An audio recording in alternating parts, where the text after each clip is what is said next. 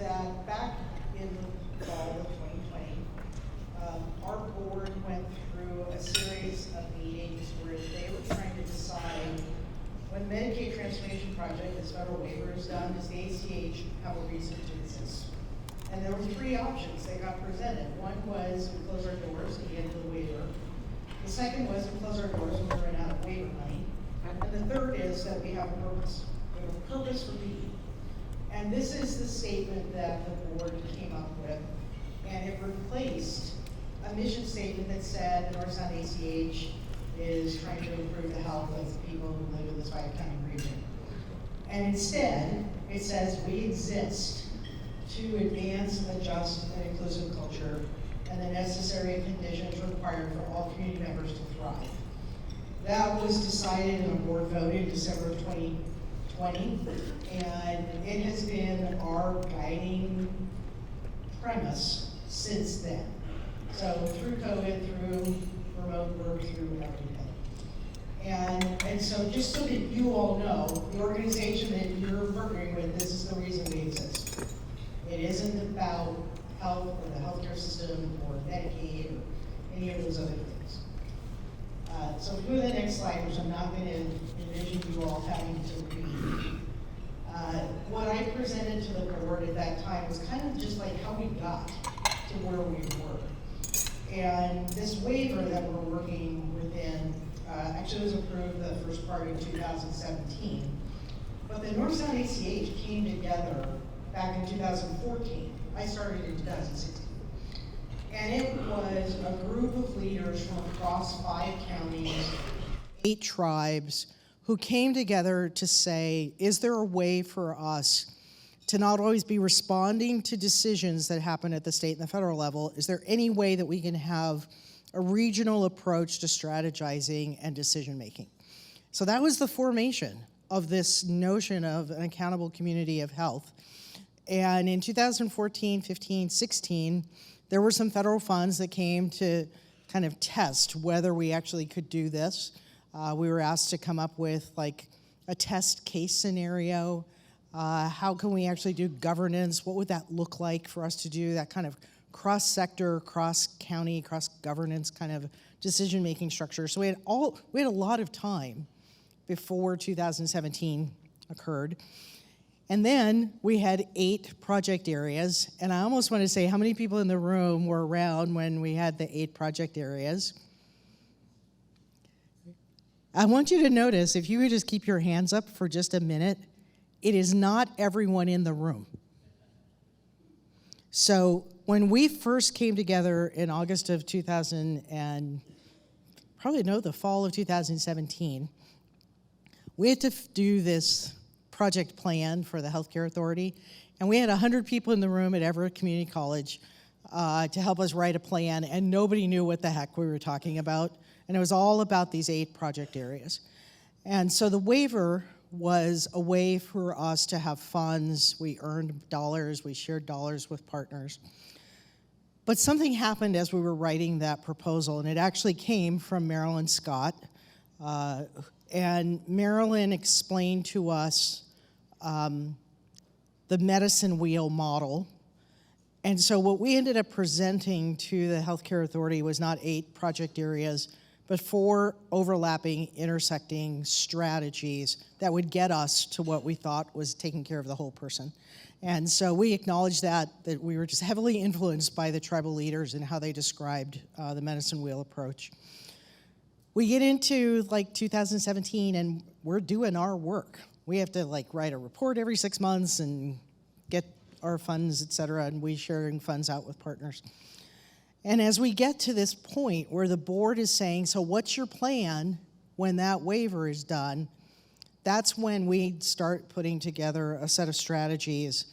But what you'll see down kind of at the bottom is we were impacted by things that had absolutely nothing to do with the Healthcare Authority and the federal government and the waiver. And those things were stuff like COVID, a once-in-a-100-year flood, just an absolute awareness, hyper-awareness of social injustice and what was happening in communities across the region, And then most recently, just the notion that maybe there's a new waiver on the horizon that the ACHs will be a part of. So we can go to the next slide, because it's kind of like how this all comes into being. So at the far right, what we've got is like 2023 and beyond. When we last came together in January of 2020, we were planning the and beyond part, and we kind of got a little bit waylaid. But we also said we're going to continue this tribal and equity learning journey because it is important. It is the center of the work if we're going to achieve that purpose that the board laid out for us.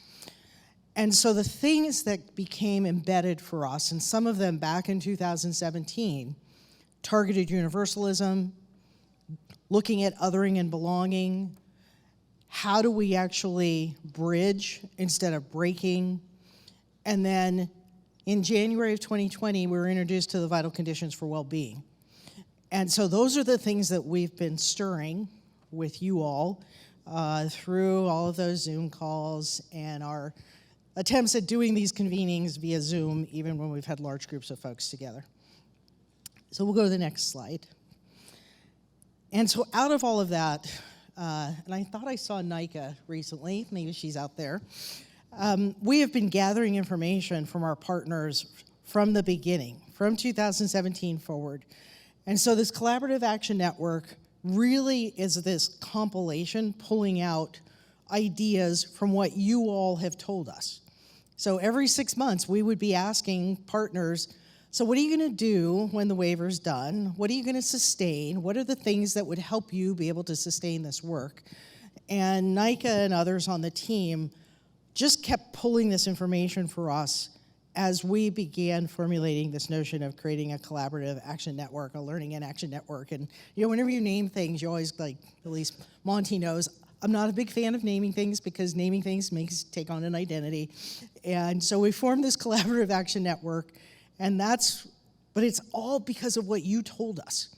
It isn't because we went to some really cool conference, somebody had a really great idea, and we brought it to you. We were actually reflecting back to you what you told us. And so it has kind of 3 sections. A set of shared beliefs is the beginning, and it's really that all community members, everybody that we interact with in our communities, deserve to have mental, social, physical, financial, spiritual well-being. And so all of that is that should be part of our kind of gold standard out there. But in the midst of that, we have to acknowledge that we have inherited these legacies, whether they're decades long, centuries long, that there are things that are in place that prevent some people and advantage other people. And so just wanting to have that acknowledgement there about those inherited legacies around systemic racism that continue today to perpetuate trauma and exclusion, and they're a part of the policies and decision-making that goes on. But also a belief that together we can create new legacies that replace some of those old legacies. We are really big on this notion of everyone in the region feeling a sense that they belong, that people are seen, they feel like they belong. Stories like the story that Michael shared that is still just pounding in my chest. When people feel like they're being othered, different things happen to them psychologically, spiritually, physically. We can make that difference, that we just believe that that's true. And then that we can be accountable to each other. And so a big part of doing these convenings is not about you vis-a-vis the ACH, it's you vis-a-vis each other. How can we create opportunities that you all can work together or in tandem, in pairs, trios, et cetera, to get this work done. We'll go to the next slide. And so then we had some guiding principles. And again, some of these carried forward from our prior work, but these are the pieces that every organization that's a part of the Collaborative Action Network has signed on to these. One is just this notion of honoring tribal sovereignty. How do we just know the place within which we are operating and the work that we do?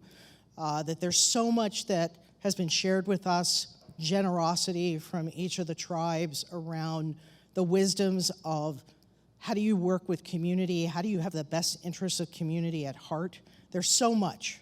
Land stewardship, and I go back to the film, from Stillaguamish, the relationship between air, land, water, salmon, health, behavioral health. Like, there were so many themes in that we feel like we've learned and been advantaged by our relationships with the tribes.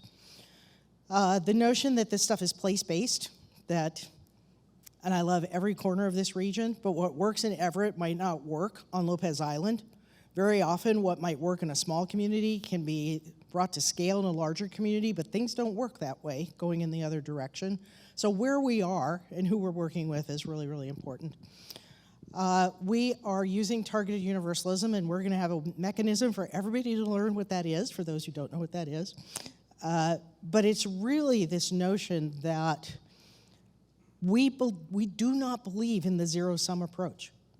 Like, we're just gonna, it kind of goes to that boat exercise and why I had no check marks on my list of 10 people. The notion that we're working within somebody else's framework and we can't change the framework, that's part of this collaborative action network. And then lastly, that belonging, and I think this is gonna go to what we learned from Clarice as she spurs us forward, that belonging is both like a truth and a goal, but it's also a thing we practice. How does that become a part of the everydayness of the work that we're doing?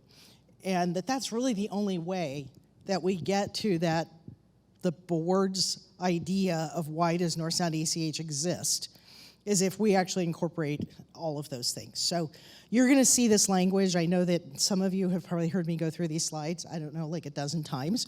But you're gonna continue to hear it because it's really critical to how we work in partnership with each other, how you work in partnership with each other, and that we can make North Sound like an incredibly unique place. But my goal is that the whole planet gets to be like a better place than what it is, and everything we do has a ripple effect on everything else that we do. So with that, I'm probably gonna hand it back to you, David. Thanks, Liz. All right, so between this morning and lunch, and what Liz just shared, plenty of food for thought. So hopefully our tanks are full, all right, literally and figuratively. And so one of the best conversations I had over lunch was where one of you, a partner, referred to the ACH as a thought leader, all right? And what we know about thought is that it's dynamic. And as Liz just articulated, it's evolving and it moves over time. But you are the waves that it moves across, all right? So we're about to have some dialogue with each other, and we're gonna emphasize the speed and speed networking, as in the speed at which you're gonna get to have some very brief conversations, but hopefully meaningful. You're gonna have 2 rounds to answer 2 questions, and it's gonna look like this. Where do you feel like you and your organization has made progress or hope to make progress? You may be new, but you're starting to get a feel for this thing, and it makes sense, and wow, if I were to put our organization in this context, here's where I'd like to see us go. So whether you've been living it for 10 years or so, or whether you're new, you still have an opportunity to answer this question with someone, anyone, and we want you to pick someone who you're less familiar with. Don't go to someone from your own organization. You can have these conversations back at the ranch, all right? The second question is, and you want to get through both of these questions, what have you gained or feel like you're gaining from the network? And again, whether you're a long-timer or you're brand new and this is your first experience, there should be enough grist for the mill for you to kind of feel like you have even your inkling intuitive response to that question, right? So this is full participation. I'm going to ask you to literally rise from your seats right now. We're going to get a little bit more interactive. And if you got to go all the way to the other side of the room, I want you to find somebody to have this conversation with. Now, here's the speed dating part of it all. You're going to have 4 minutes for both of you to get your answers to this question in. So have at it and enjoy.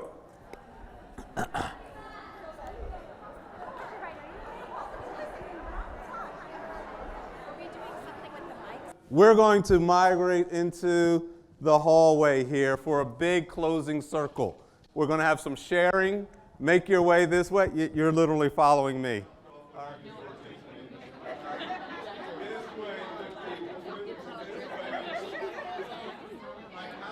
My name is Vanding Kunos, and early this morning, Michael said, you select 3 people, get on the boat, right? 40 some years ago, I am one of that 3 people, be able to get selected and get on the boat and escape from Vietnam. I had 20 minutes to pack my bag and get on the boat in the late afternoon. And I had no luggage because my belonging is whatever I can wear on that day. And so I didn't know where I'm going. But I know I'd be able to escape from the communists. And so my family doesn't get killed.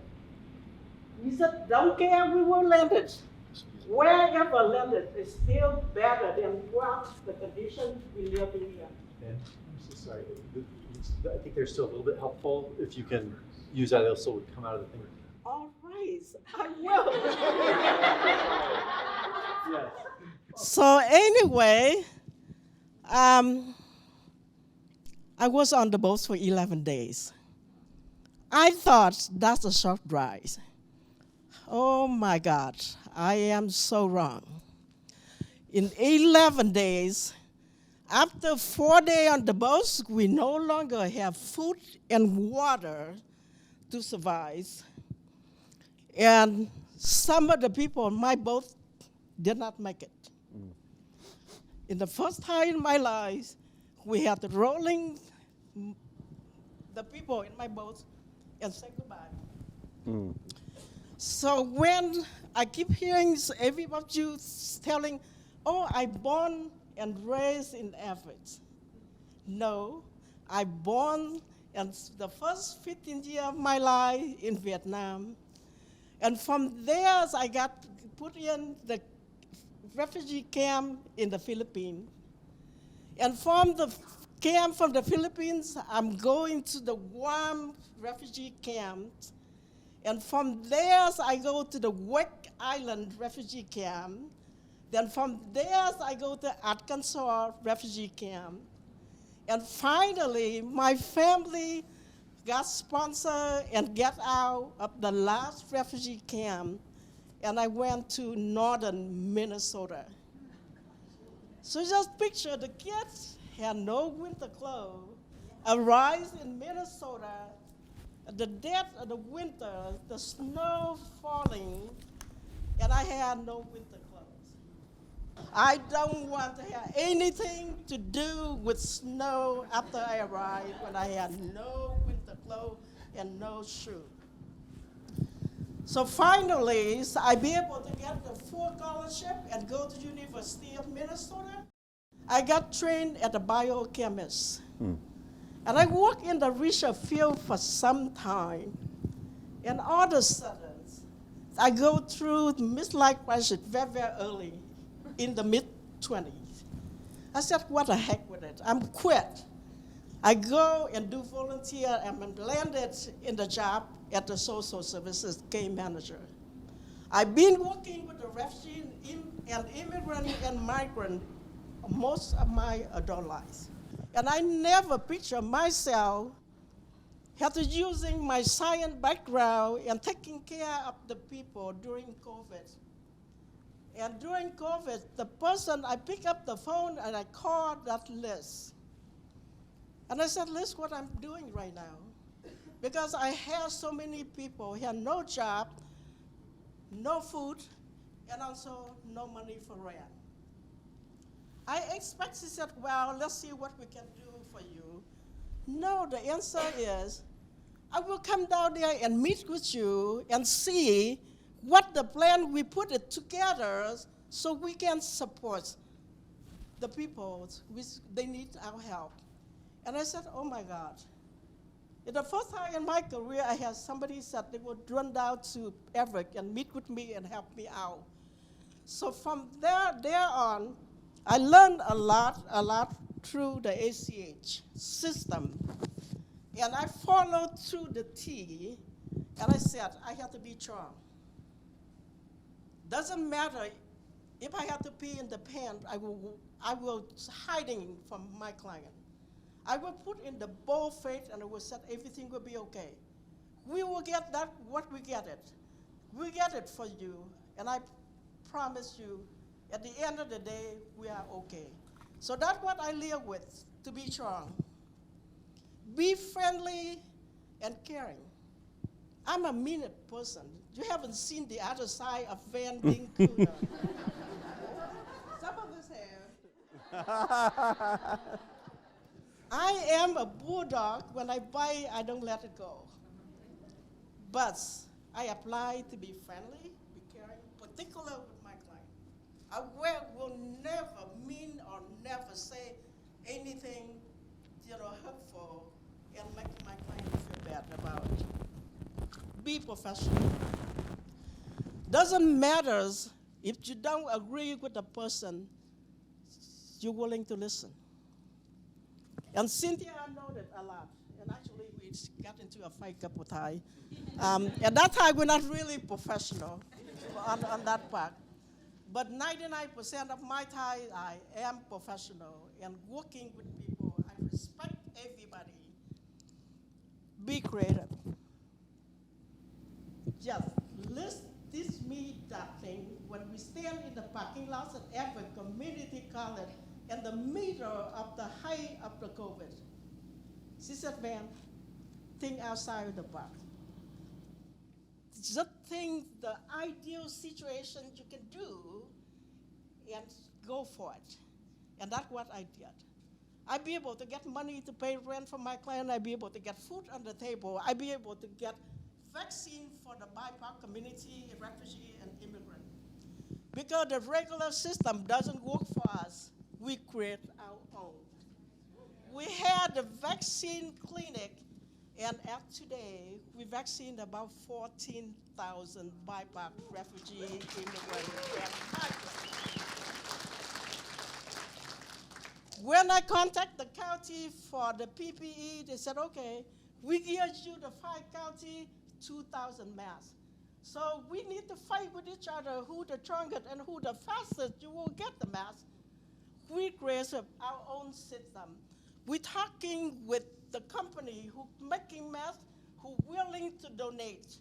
And we have so much PPE, N95K, N95 children masks, disposable masks, reusable masks.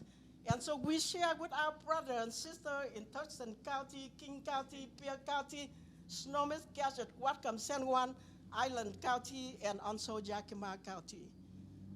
We create our own system. We don't need you, and that's what we do. Be consistent. If I call Liz and said, "Liz, I need 5 blankets for the newcomer coming in," and she said no, tomorrow I will call her and tell her, "Liz, I need 10 blankets." And the next day, if she doesn't respond to me, I will call her and I said, "Liz, I need 15 blankets." And she finally relented and said, "Okay, you come up and get 5 blankets." So that's what you need to be. You need to be loyal, and grateful. I grew up in the culture. My grandmother told me, when you go out to the tree, pick up the fruit, you need to remember who planted the tree. So anybody I come across, lending the hand and helping, I make sure I remember. I make sure I keep in touch. I have my calendar to jot it down what day I'm supposed to call who. It doesn't matter how busy I am. And the last thing Liz said to me, "Van, to be bold." And I am. I am bold. And nobody can stand on my way because of that energy, I be able to helping all the clients came through the door, need help, and they get help. And the last thing is, be together, and that's what we are today. I am grateful for all of you, and I love all of you. Let's connect. Let's stay together. We will be okay. Thank you, Van.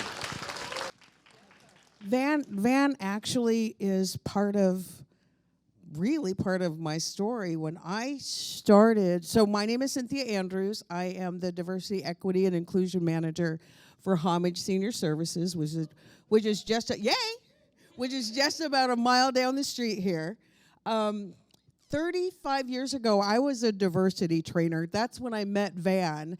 I worked at Everett Community College. And we called it, diversity training back in the day, trying to change people's minds, trying to do this work, which I thought was incredibly difficult. And after about 2 years of training corporate folks, I said, no, I'm done. I can't change anybody's heart, can't change their mind. They have to have a personal experience, and I wasn't willing to give it to them. So I had to go. And I went on to do some other work in social services. And, but always over the past, those 35 years, I've been doing racial equity work, but kind of behind the scenes, building toolkits and, facilitating workshops, but not trying to really do this work.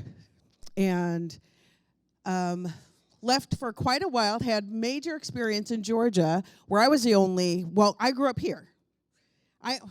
She says, I grew up here in Everett. I'm a Washingtonian, and only, black family in my school when I was a kid, and then there were 12 in middle school, and there were 40 of us in high school, and I was always working on making change and making things better for the folks that come behind me.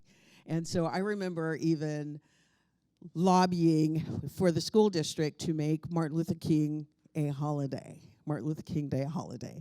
And so I was always doing that kind of work. But left for quite a while, came back, and found Homage Senior Services. I was in the marketing field after being an executive director of a couple nonprofits. But came back, did this marketing gig at Homage, and George Floyd was murdered. One of my coworkers came to me and said, Cynthia, will you please write a statement that Black Lives Matter so that we can post it? And I had to respectfully say no, because although we were serving people of color, we were not intentionally serving my mom, Black lives. We were not serving our tribal communities. We were not serving our Latino communities. And many of our North End Chinese, Vietnamese, Filipino communities, and other communities that we haven't even looked at yet. And I kept asking, where are the other communities? Why are we only serving some? So I had to say no. And that's what really started us working on our diversity, equity, and inclusion plan. So we had someone come and do an assessment, and this position that I hold right now was created. And somehow, although I said I would never do this work again, I said yes, it is I. So I applied for the job, and because I had been on the inside for so many years, they knew me and I knew them. How are you? Sorry. And so they knew me and I knew them. And so I was given the position and was actually alone doing this work. And I'm like, okay, this is not good. I'm trying to figure this out. How do we create DEIB work with just me? And then found North Sound ACH. We had been actually partnering, but I think something happened and we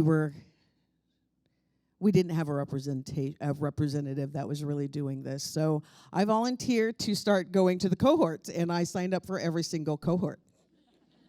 How many people did that? I know I can recognize some folks that I see, and like, you here too? Yes, because it was so exciting.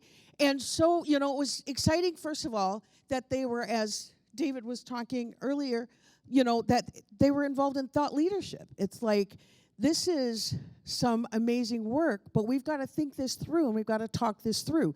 So now I have a community of people that I can do this work with, that I can talk, that I can create, that we can share our stories. And I think for almost a year, that's what we did between the learning sessions, which were amazing. And I kept going home going back to work and sharing these learning sessions with my coworkers, and they're going, okay. And I'm bubbling. And so I'm really excited to have like 5 of us here today, so that they can also experience it. But it was like I found my spot. I found folks that were willing to do this work with me. It's not just me in Snohomish County trying to do this work around aging, but now we've got this whole region of folks, which I didn't even know we had a region like this. But, for people from all areas, from, the fire. Where's the fire guy? From up north. Is he here? From the fire station? No, there's one. Okay. You can stand in for my one friend. I can't remember his name. I think it was Rick. But I just kept finding these people who were even not in the diversity, equity, and inclusion space, but they were here in this cohort learning, how do we do this better? How do we make sure that well-being is for everyone? How do we make sure that equity is for everyone? And so it's just been very exciting to have a team, to have some people, and to now we get to create, what do we want to do with this after that? It's like, some people were like, whoa, this is a hot mess because there's no direction. But the reality is that we're the direction. We get to set our direction. It's not like 3 points in a close, and you go and they say, what's this, what that, give us this, and now we're done, and where's the outcomes? It's like, who are you, first of all? Let's build a relationship and figure out what you do, figure out what I do, and figure out who we're serving. And now we can come together and create, which no one has ever done for us. We've always lived in the parameters of what the county contract says, and that's what we do. And so this work has been just absolutely amazing. Let's see, I think there was one more thing I wanted to say. No, but where's Michael? Is he out here? I love you. I love you. We experienced his learning session, earlier last year, and it stuck with me. And so I was so excited to have this time today because everyone gets to experience, and we're going to take those things that we learn and move it forward. So I'm really excited about being part of this work because of you all. Thank you, Cynthia. Well, hi, everyone. My name's Morgan. I use she, her pronouns, and I'm the executive director at a nonprofit organization in Mount Vernon, Washington called Skagit Gleaners. Skagit Gleaners is a food recovery and rescue program. So what that means is we take surplus abundant food from grocery stores, restaurants, distributors, manufacturers, you name it, and then we redistribute it to families who use it right away. I've been in my role as ED there for 3 years, and I've been working there for 5 years. And what happened to us I always joke with people that, of course, I would land an ED role, and then 6 months later we would be in a global racial reckoning and then a global pandemic. So it was a great learning experience for me to learn how to pivot the organization and to really investigate how as a food agency, as a food program, we can have more intentional programming that works to challenge the current contradictions that we see in U.S. agriculture, which is namely that those who produce our nation's food are most likely to be the ones that are food insecure. So I decided to base my entire graduate research on migrant food insecurity and migrant food justice and sovereignty, specifically in Skagit County. For those of you that are not aware of Skagit County, we are just rich in agriculture.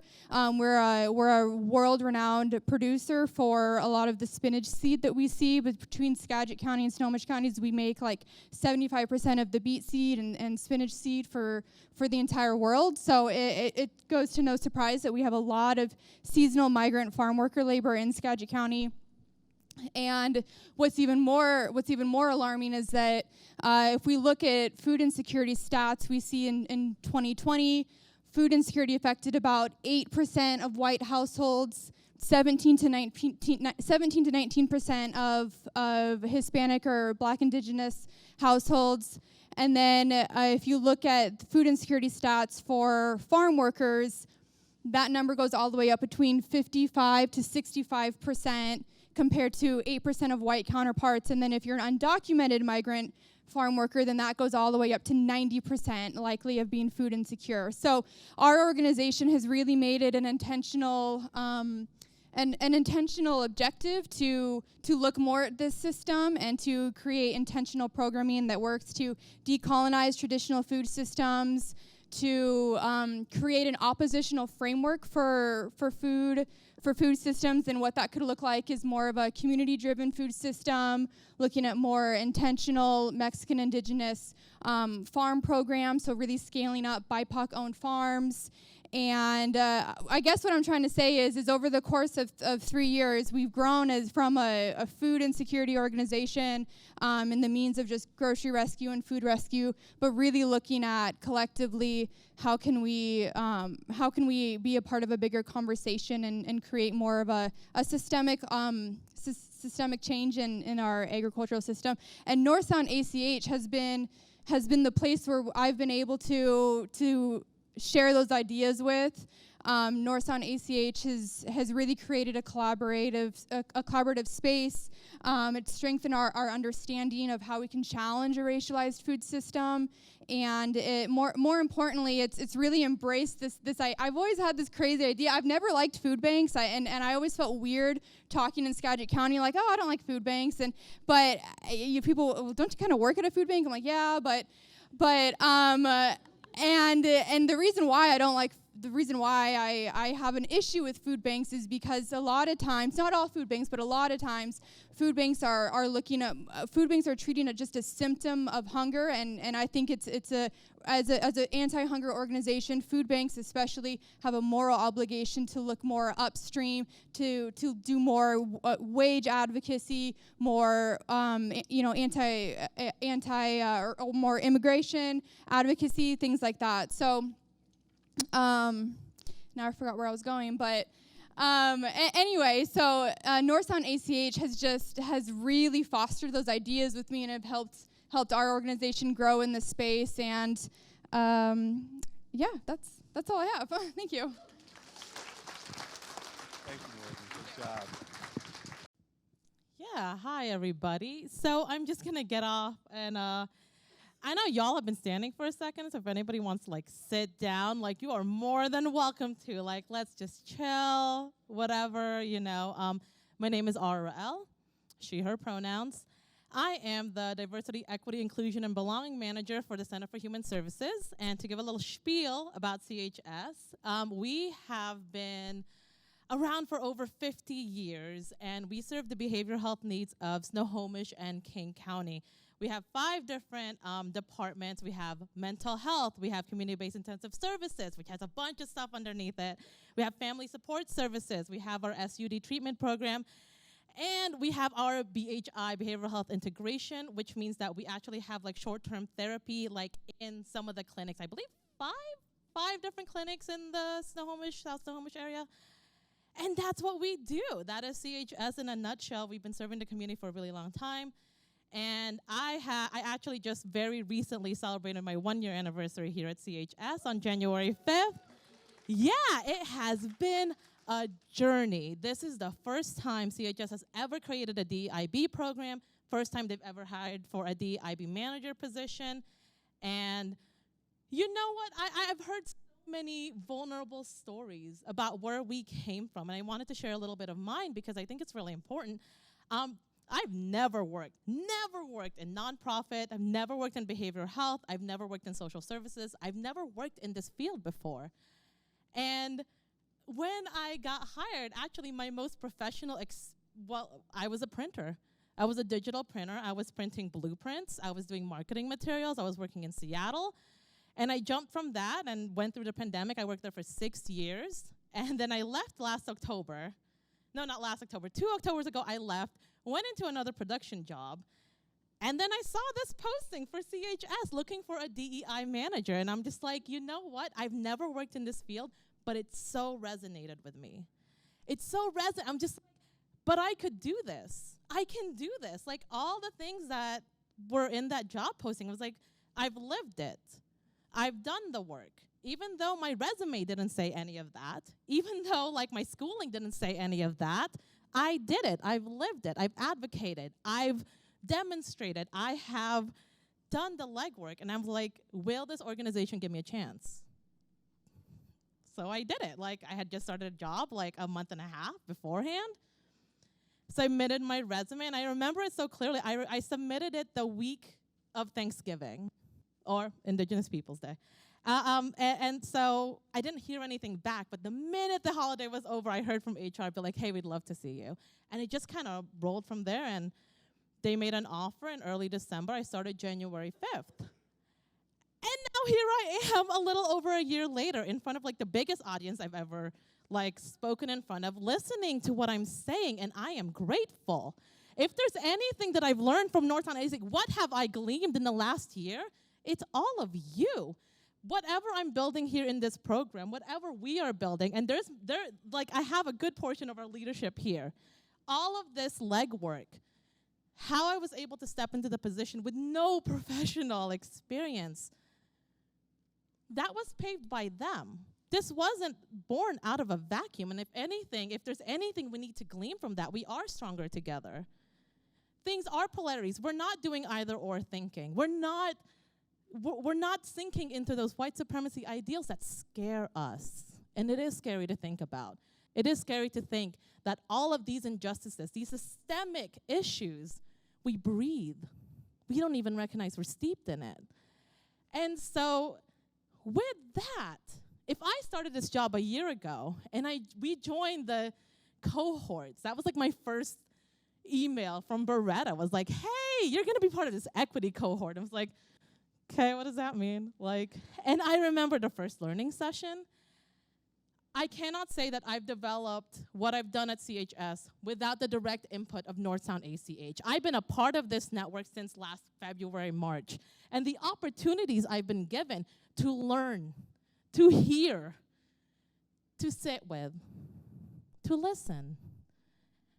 And none of it, all of it, the opportunities, the learning. I got to see Dr. Ibram X. Kendi, hear him talk about anti-racism, and it fueled everything that we're working on right now, which I will share more tomorrow, because I'll be talking with Beretta tomorrow. But so all of this to say, I am eternally grateful. And if there's anything that I've gleaned, the most important part about this is the people. It's you. It is us. It's the reason we all came here together, and I am humbled to be in the presence of such pedigree. And I am just grateful. And so with that, I think I've rambled on enough, but I did want to just leave a full circle moment. EVCC, both of y'all used to work there. I am an alumni of Everett Community College. I went straight out from high school, did the 2-year program, actually got my bachelor's degree through EVCC, through Central. They made it easy, they made it accessible. And you know what happened? Now at Everett Community College, they started a Department of Equity and Social Justice. And they found me online. I commented on a thing. They are now asking me to come in to speak with their students in the DES. I was just like, wow, you actually like all of these things that we cobbled together, that we built. I do not stand here empty on a vacuum. I stand here on the shoulders of the foundation of people who built all this. From the Northtown ACH, trying to like figure all things out and trying something different. CHS, never being afraid of stepping into the unknown. I am grateful. And things are changing. Even if it's scary, even if we don't know even if we don't have a blueprint, they're still changing. And I invite all of us to be active in that transformation. And so I will leave it at that. And that's it. Thank you, Arra. So we're a little behind on time. We're going to move forward quickly. I'm going to do my quickest one-word summary of what I believe we just heard. And I'm going to invite a few words from you all.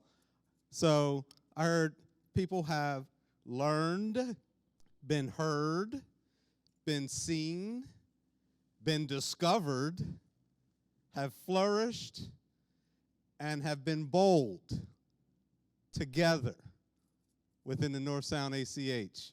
What did you hear? 10 seconds, some words.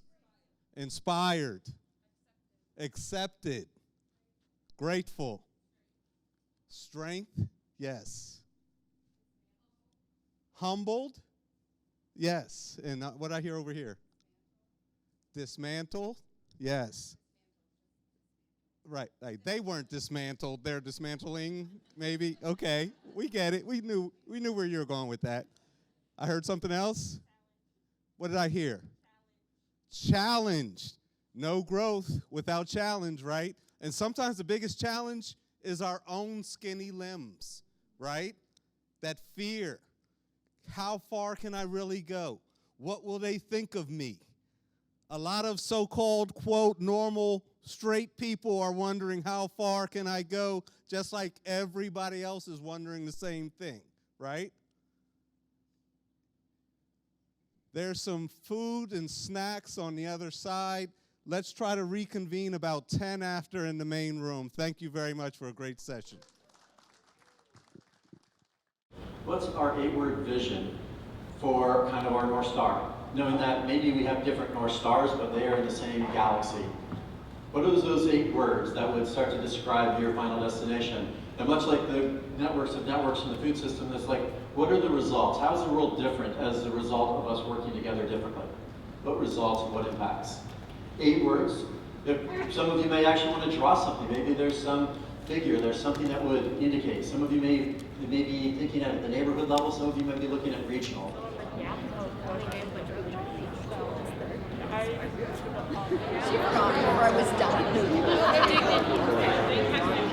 We'd love to see if folks would mind just sharing a little bit around what was coming up for their clusters, what was coming up in their, what they're hearing in common, and I don't know if maybe this table would mind starting. Hi, my name is Rajdeep Etwal. I go by she, her pronouns, and I work for North Sound ACH. I will attempt to share kind of our thought process in this beautiful little thing that we created.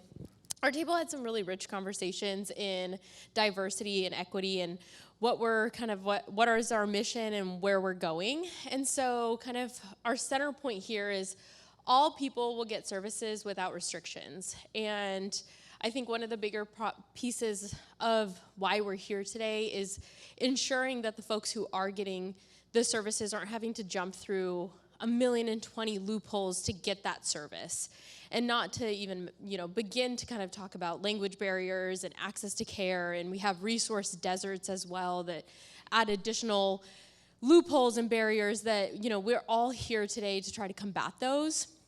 And so on top of it, we've also been kind of like laying down some foundational work here of like, serving with dignity without stigma, building stronger communities, and having services that reflect those that serve us, and having service lines show the type of diversity in their community, in their workforce. I think a lot of us have had moments where the population is diverse, but those serving them aren't. And so it's really difficult to feel or have like an empathetic type of service line when the service line doesn't describe you or look like you. So that's just a little bit about what we did. We also talked about like holistic care and how we can support our region's growth in that. So thank you. Jackie. Hi all, good afternoon. I know y'all have been so gracious and patient. We've been in this space for quite a long time. For those of you who don't know me, I'm Jackie Julian. I work with Communities of Color Coalition here in Edmonds. Okay, so I invited my team, my table to fill in because we shared a lot. And I think it's important for me, speaking from my experience, that I did start off in saying that I struggled with this exercise because I didn't feel it was a space of reimagination. I felt it was a space of repackaging. And so on my particular one, post-it, I have a headstone, tombstone, a brick wall, and a sunflower, and a sun. So give you context, on the headstone it says, some things need to die in order for us all to thrive. And the brick wall represents some difficult and challenging conversations we need to have that is rooted in truth and transparency about what things are in order for us, one, to get to that space of thriving, or else we're going to continue to hit that brick wall, and that's where the repackaging comes from. And if we don't have those things, then our sunflowers will never drop their seeds for them to bloom and blossom in the soil, and our soil will not be have all its nutrients needed, right, for those things to come to full bloom. And then I also put the sun on there. I said creating space for us to just be. Also, we have here is a whale tail, and this is where the part where I'm like, it was so rich in our conversation at our table, but it says, I can't read that first word, but Idiobok values, interdependence of land and peoples, honoring indigenous voices and values. We also have some folks talked about sovereignty and what that means as individuals in our community around self-determination, being able to determine what that is for them, abundance in mentality, all in all relations. A commitment to transparency, accountability, and humility. Bravely towards justice, and then they define justice as being acknowledgement and action to creating a world free of racism and the lasting impacts of colonization. Another one is they originally put a path home by ways of undoing colonization, and then crossed it off and put a return home by way of undoing colonization.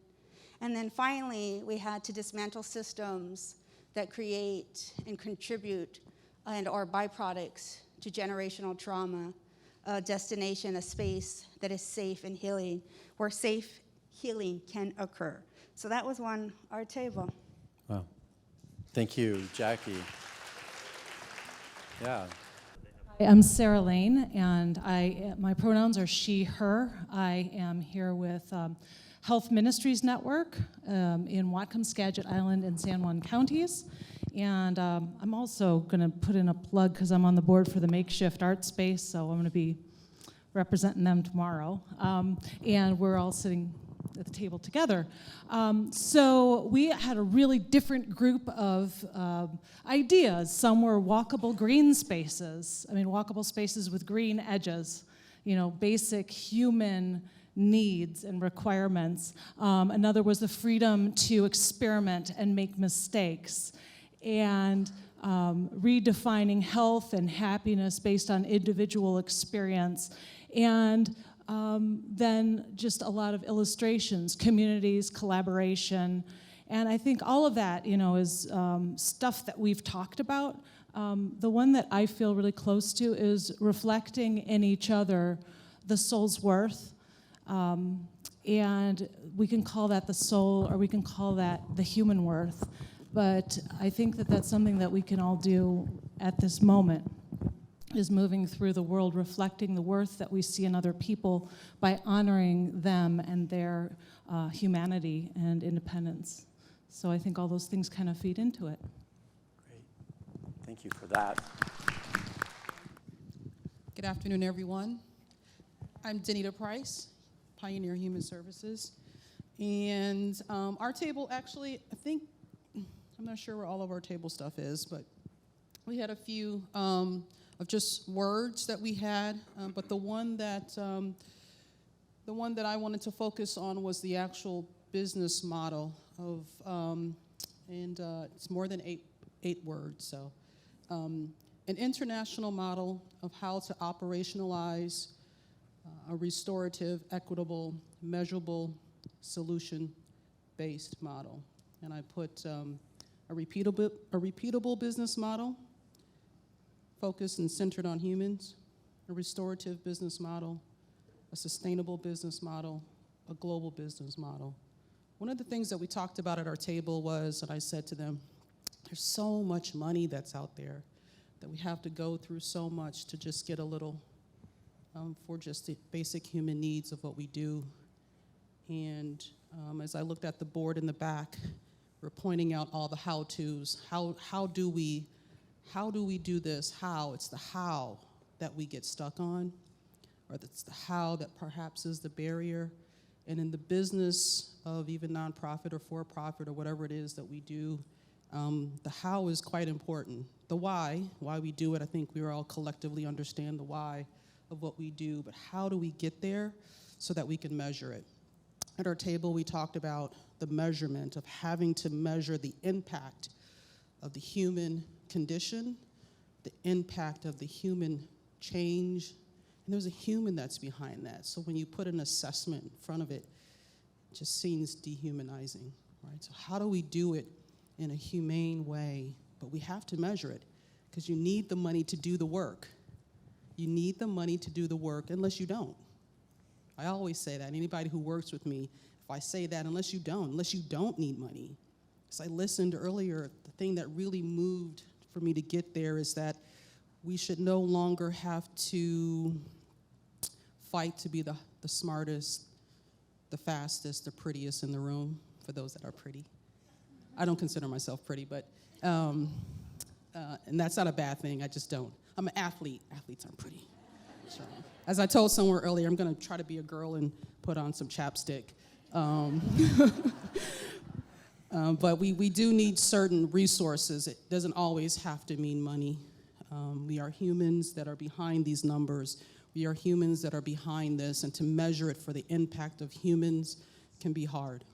We've got to figure that piece out, right? So the how, if you ever need the understanding of how, that's a business plan.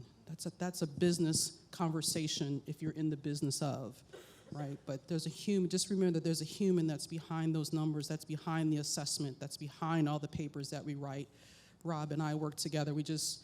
Rob Sullivan here is my partner, is business partner, and we work together at Pioneer Human Services, and we've done assessments. But there's humans that are behind all of that we have to make sure that we remember that's there. So, thank you. Yeah. Thank you.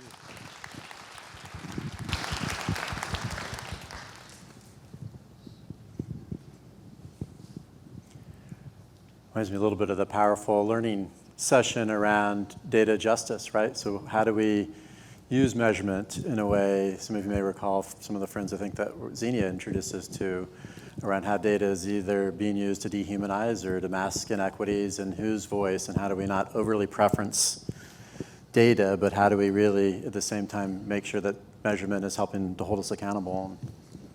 Thank you for that. What else is coming up? David, you want to read a couple of the other ones? Well, I got one here I got to read while we wait for someone else to raise their hand. So I love this one. 2 ears, 1 mouth, many hands. Simple, sweet, very important. Evan and I were having a conversation, as you alluded to, on the open space topics that were coming up, and there were a number of how do we? And they were ending with how do we collaborate quicker, faster, stronger, better, and all those kinds of things. Sometimes the how begins with the way in which we want to collaborate. I don't mean as techniques, but the spirit in which we bring to it. And so we were talking about the idea of collaboration at the speed of trust. Because obviously one of them was about how do we get there now? Collaboration at the speed of trust. And so if you put it in that context, you begin to think about it in a slightly different way, right? In terms of what does it require in a relationship building context for us to lay a foundation on whatever the strategies and techniques are that we decide. Doesn't happen without one of those layers and foundations that are grounded in relationship. Anybody have anything else? I could have took my mask down. Anything else? Come on, Arra. I think we did a pretty good job. My table, yeah, obviously we're a bunch of behavioral health nonprofit folks, majority table. So I'll just go ahead and kind of read what we wrote. So we got a couple of boat pictures up here because that boat metaphor really spoke to a few of us. And so this one says everyone is on the boat, thriving, sustained together. This one. This one says making room for everyone in the boat. Are there like 10 people on that boat? Okay, that's awesome. Let's see. This one says creating an environment in which everyone can succeed/thrive. You're never too old, never too young. You're never alone. And to give a little bit of context from that, like it really kind of speaks very specifically to intergenerational trauma. You're never too old to address your trauma. You're never too young to learn and to be better.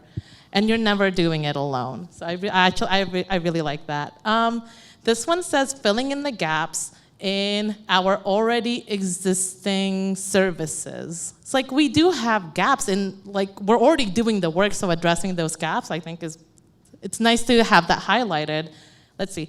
This one says accessible supports that find others and others find in the way support looks like for them. Like that's, I think, the most important piece in that idea is that support looks really different for everybody. And if we try to do umbrella solutions, it's not gonna work. You miss a lot. And if there are already gaps, where are they gonna go? They're gonna go through the gaps. This one says, clean air and water, environmental justice, eliminate disparities. And it has a beautiful landscape, so you should come and look at it because it's a beautiful mountain. And then lastly, I'll just say what I wrote, and it's decolonize behavioral health, which also includes my little motto for this year, because I love mottos. So my motto last year for CHS was come for the inside and leave without the labor. And my motto for this year is, we can't do it all, but we can all do something small. And I think a lot of that really, it's rooted in the, I think we get really bogged down, like by the overwhelming injustice and sadness and trauma. And I think it's really easy to forget that we don't have to do it all. Imagine the impact we can all have if we all did just one little thing within our capacity. So yeah, we can't do it all, but we can all do something small. And to kind of like, so we developed these independently, but for me, when I took a step back, it's like, you know, oh, and I forgot the best one. I forgot the one in the middle. So this one has like health in the middle, and then you have like these lines coming out, and there's, how do I explain this? It's like all the different parts that go into like being holistically healthy. So you have humility, humanity, healing, heritage, honor, and hope. There's a lot of symbolism with this one, actually. And then all of these are all interconnected in and of themselves. So if you look in the middle, it's like they're all connected with straight lines. And then there's this squiggly line around it because the path isn't necessarily forward or straight. It's going to look different for everybody. I can't believe I forgot that. That's a really good one. But anyways, taking a step back, it's like, you know what? We're talking about really big ideas, but at the same time, we're also focusing on the individual. It's like, yeah, we have to work against these systems, but we cannot forget our humanity and that ultimately, who does this help? Who does it impact? And it's us. We can talk about our like places in the system, but at the end of the day, and you know, behavioral health, it's centered on healing. And I think that's ultimately kind of like the big idea we were talking about, like clean air and water helps us heal. It helps our environment heal. So anyways, yeah, that's kind of like our big idea. And come check out the pictures and the cool diagram because they're cool. Yeah.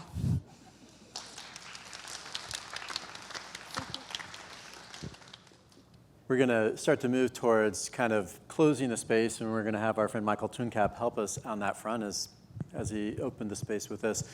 Any other things that are bubbling up that you're feeling wants to be said for today, knowing that we're really setting ourselves up for tomorrow? Yeah, please. Your name for us. Okay, I feel nervous in front of this many people, but I've heard that when your heart pounds, it's because you're supposed to say something. So my name is Delphina Lyles. I'm here with the Joyce L. Sobel Family Resource Center from San Juan Island. I'm proud to be here. Really grateful to be in a space with this many people after 3 years. And I guess the thing that stuck out to me about our table and the group is that all of our words, so connection, intentional, community, safety, joy, belonging, thriving embodiment, connection, listening deeply, elevating, bridging, belonging, dreaming, loving. We're all very heart-centered. And I think the thing that struck me about that is we come into a lot of this work and we spend a lot of our energy up here and it tires us out. And I think that something I really believe in and love from Chinese medicine and philosophy is that we don't just have one brain, we actually have three. We have our mind, our heart, and our intuition, or our gut brain. And I think in the years to come and in the work that we're doing, it's really important that we aren't just coming at it from here, but that we're also incorporating our hearts and our guts. Because honestly, I feel like a lot of what's up here is human intuition, and we have the answers within us. It's just enacting it and not thinking that here is the only place to enact it. So, thank you. One thing that's kind of striking me looking at both thinking about a business model from a systems perspective, or where Jackie went really looking at a system from a generative natural resource perspective. You know, there's a lot of things that are really about changing the systems, dismantling systems and things that have been inherited of injustice for decades, if not centuries and beyond. So there's a systems change element, and then there's this deeply relational, these deeply humanizing pieces that are practices. And I think one of the things that David and Stacy and I have noticed that's happening around the country right now at this, I think, really amazing moment in history for our country and for the globe, is doing this work that is both highly relational and systems at the same time, and not using systems language. And I think that we've approached these in really different ways. And I'm really excited for those of you who haven't heard Clarice. They're going to be speaking tomorrow, and we were just talking about this idea of heart and head and how important it is as we think about transforming systems and transforming cultures. If we were a single organization working on behavioral health or food insecurity or transportation, you know, we would have a very different approach to this. But when we're talking about a movement of movements, being bold like Van was talking about, you didn't have to march with Reverend King to actually be part of the civil rights movement, right, back then. So what does it look like to start to shift and change our cultures and our systems and our relationships in all of the organizations and all the networks that make up this really extraordinary network of networks? And so I think it's a little bit different way of thinking. And a lot of our investments, I feel like, as David and I have kind of had a chance to give witness to, a lot of communities have been really incremental. They've been lots of tinkering, or they've been really super focused on one aspect of change. And I think the new space that I feel like you all are describing is, what does it look like to take on whole systems in both dismantling and co-creation ways? And what does it look like to engage each other as whole people with the deepest forms of human dignity and their shared humanity? I've been hearing that all day long. And so tomorrow is going to be an opportunity to, you know, Evan was just reminding me, to take some of what are maybe some tough conversations, to really think about what are these tough conversations and what do those look like in practice?